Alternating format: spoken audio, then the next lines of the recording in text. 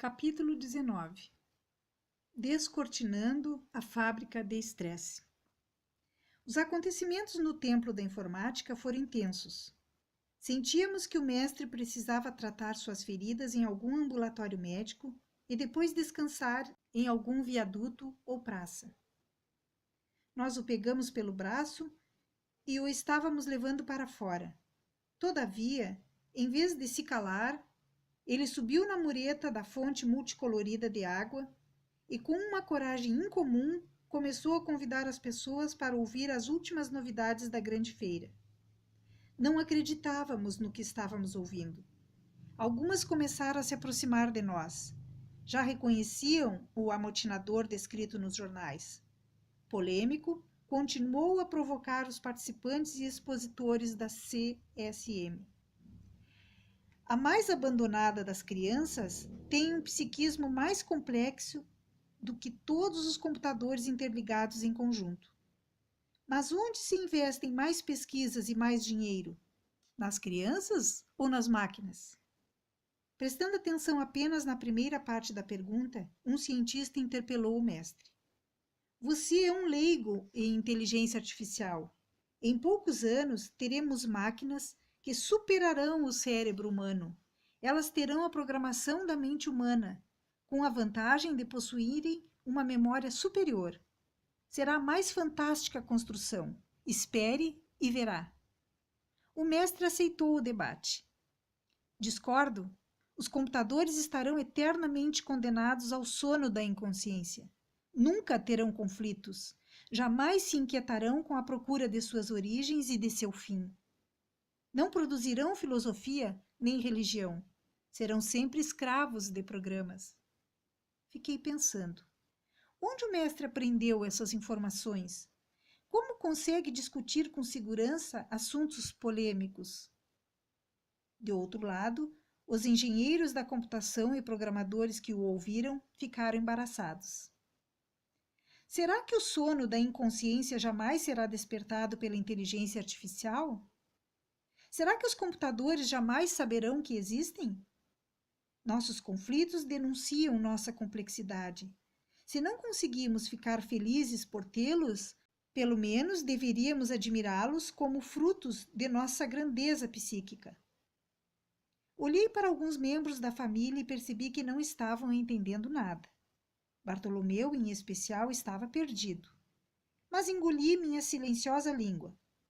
Ele, pois, me surpreendeu dizendo-me baixinho: Superego, eu sempre fui uma pessoa maravilhosamente complexa, mas você é insuportavelmente certinho e chato.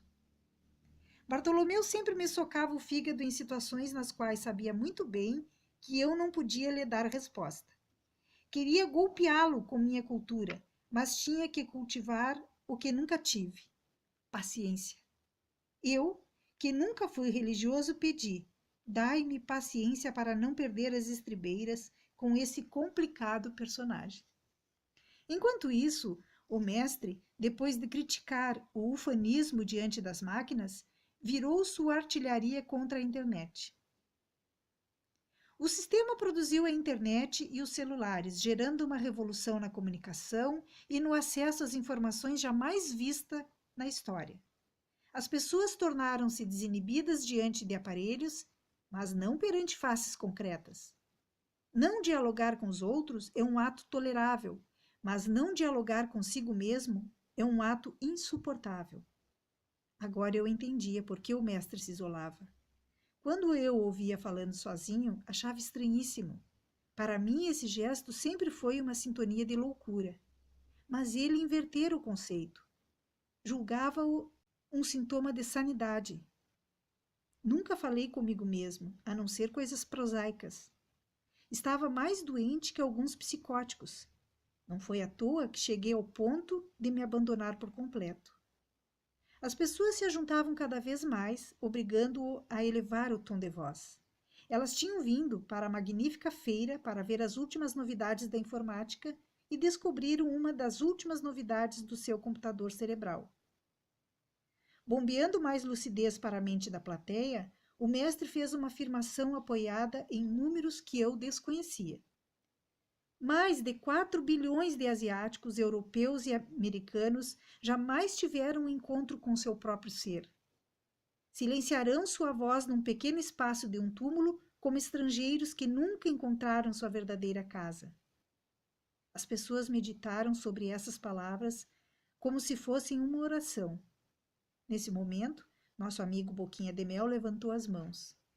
O clima filosófico exigia que ele continuasse com a boca fechada para não estragá-lo, mas era mais dependente de sua língua do que do álcool. Perguntou: Chefinho, acho que estamos mais enrolados que esses caras.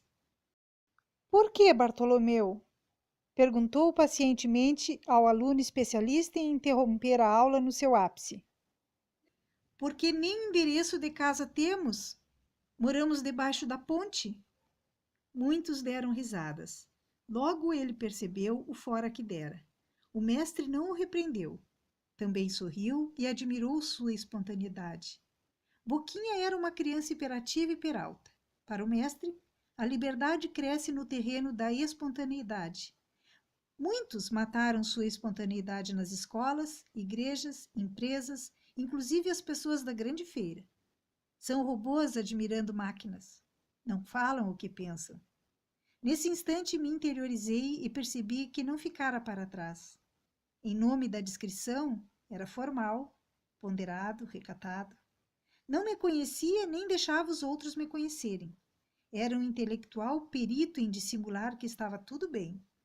Era difícil admitir que o Boquinha tinha vantagem sobre mim. Calmo, o mestre lhe disse: Sim, Bartolomeu, não temos casa, mas procuramos a melhor delas. Lembre-se da nossa canção. E mais uma vez assombrou seus ouvintes com sua excentricidade.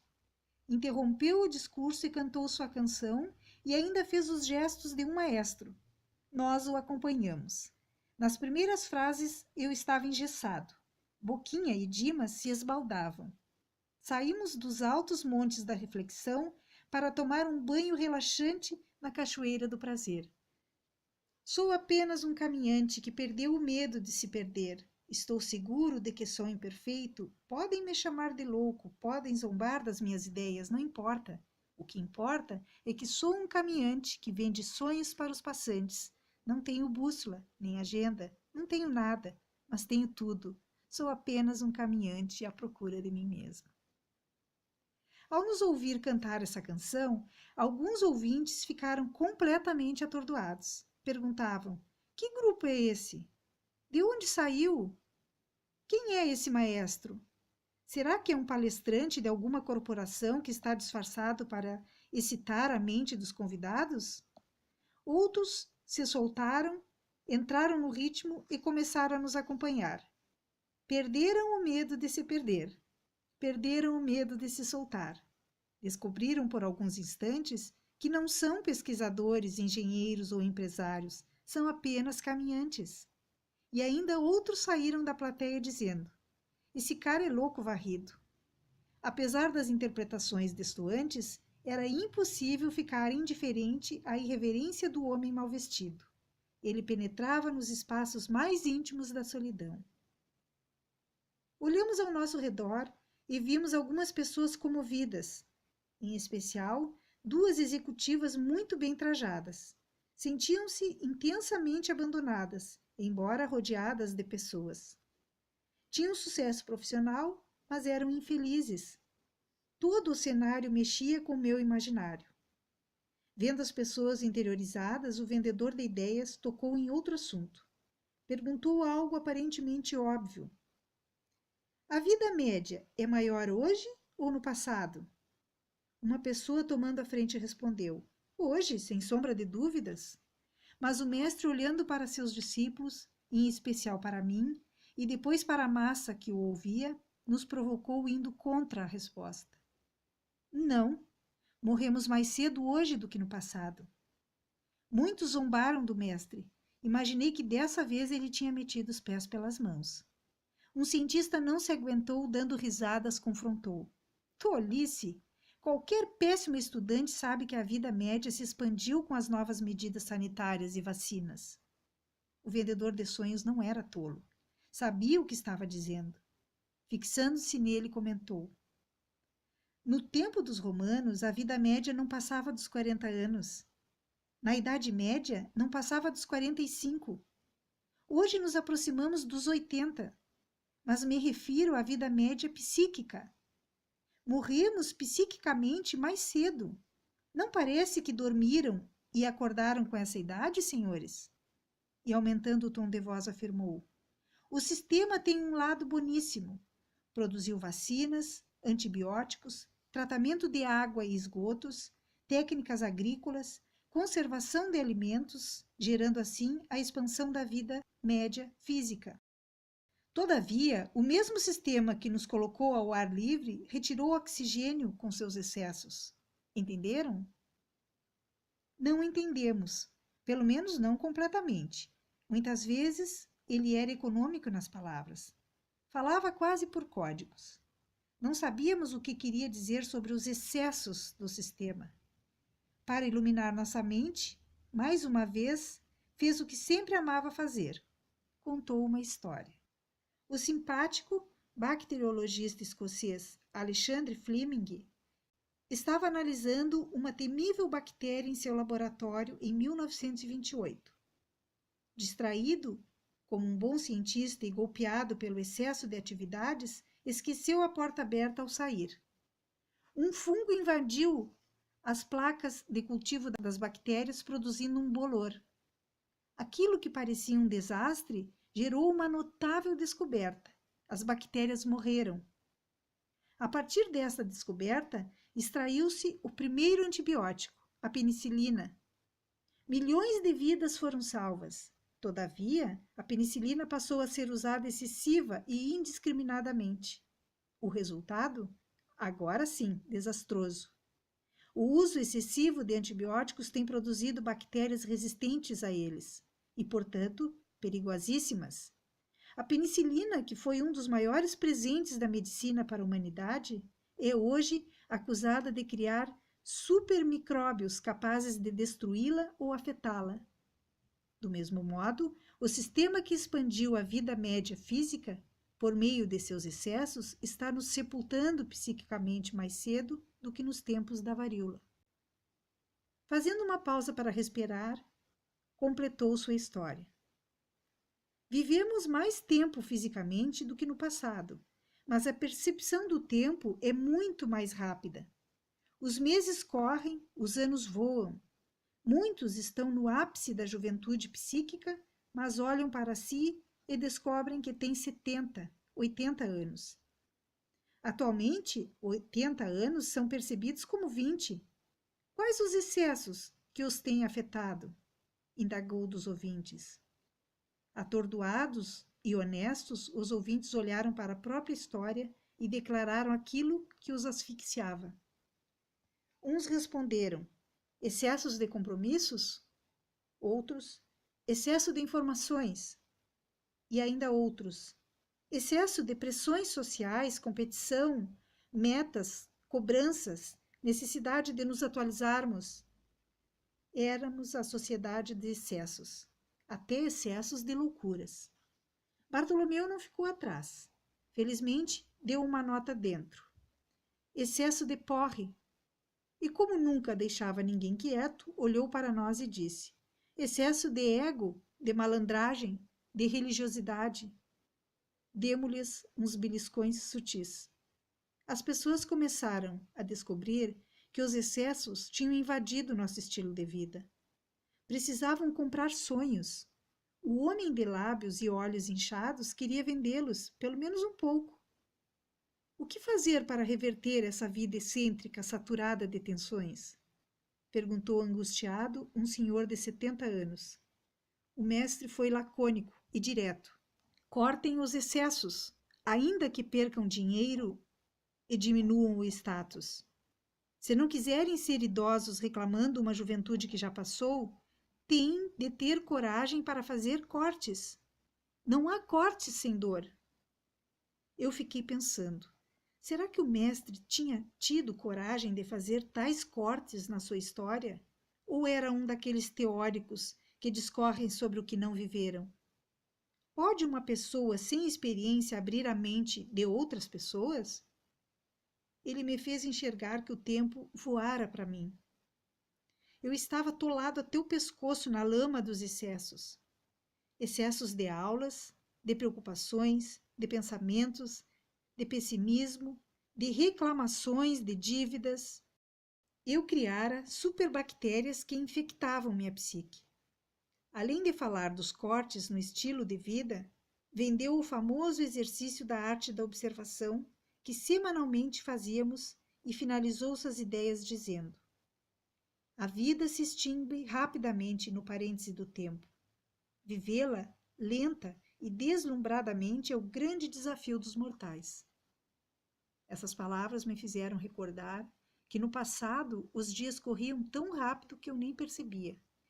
Agora, com essa incomum família, os dias duravam. Vivíamos intensamente. Após dizer tais palavras, começou a sentir vertigem. O estresse pelo espancamento e o desgaste do discurso o haviam esgotado. Seguramo-lo para que não caísse. Salomão e Dimas o pegaram pelo braço e o conduziam para fora. Saiu sob aplausos calorosos. Foi descansar debaixo do viaduto da Avenida Europa, a 200 metros do local. Uma pessoa se aproximou dele e disse agressivamente: nunca ouvi tanta loucura num só dia. Você é uma fraude. Ficamos mordidos de raiva do sujeito. O mestre nos aquietou e reagiu. Torço para que minhas ideias sejam de um louco e as suas de um sábio. E foi saindo. As pessoas prestavam atenção no estranho homem enquanto ele saía. Comentavam: será que não quer fundar uma nova sociedade? Abismadas, diziam entre si: como reunirei forças para fazer os cortes necessários em meus excessos?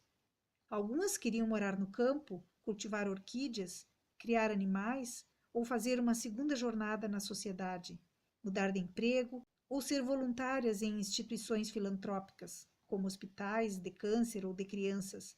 Mas seus excessos adiavam seus projetos. Porém, dessa vez retornavam para casa pensativas. Não dormiam direito, entenderam que deveriam perder o medo de se perder. Pouco a pouco, descobri que o mestre não apenas era um vendedor de sonhos, mas uma fonte de insônia.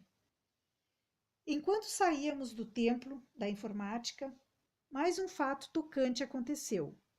Uma mulher bem vestida, mesmo vendo o mestre conduzido para fora fragilizado, abordou-o. Dissemos a ela que não era o momento, mas o mestre, esquecendo sua vertigem, lhe deu ouvidos. Deprimida, comentou: minha adorável filha Joana, de 6 anos, está com câncer. Os médicos disseram que provavelmente só terá mais 3 meses de vida. Meu mundo desabou. Queria morrer em seu lugar. Não consigo ficar em casa. Estou aqui porque quando olho para ela, entro em desespero. E ela é tão especial que em alguns momentos tenta me consolar. Ficamos comovidos e mais uma vez envergonhados com nossa sensibilidade. Emocionado, ele disse: filha, não tenho poder sobrenatural para ajudar a pequena Joana, mas posso dizer que 3 meses mal vividos são como segundos, ao passo que 3 meses vividos na plenitude são como uma eternidade. Não enterre sua filha no túmulo do seu medo. Vá para casa, descubra-a e deixe-a descobri-la. Viva intensamente com ela, com o máximo de alegria pelo tempo que ela tiver. Ela partiu animada, sedenta de fazer cada minuto em um momento único. Não sabíamos se a sobrevida da pequena Joana aumentaria, mas tínhamos a certeza de que em 3 meses elas poderiam destilar uma história mais rica e mais intensa do que nos 30 anos que a maioria dos pais viviam com seus filhos. Lembrei-me da minha história como pai. Tive vontade de sair correndo atrás do João Marcos e lhe pedir desculpas pelo meu superficialismo e intelectualismo.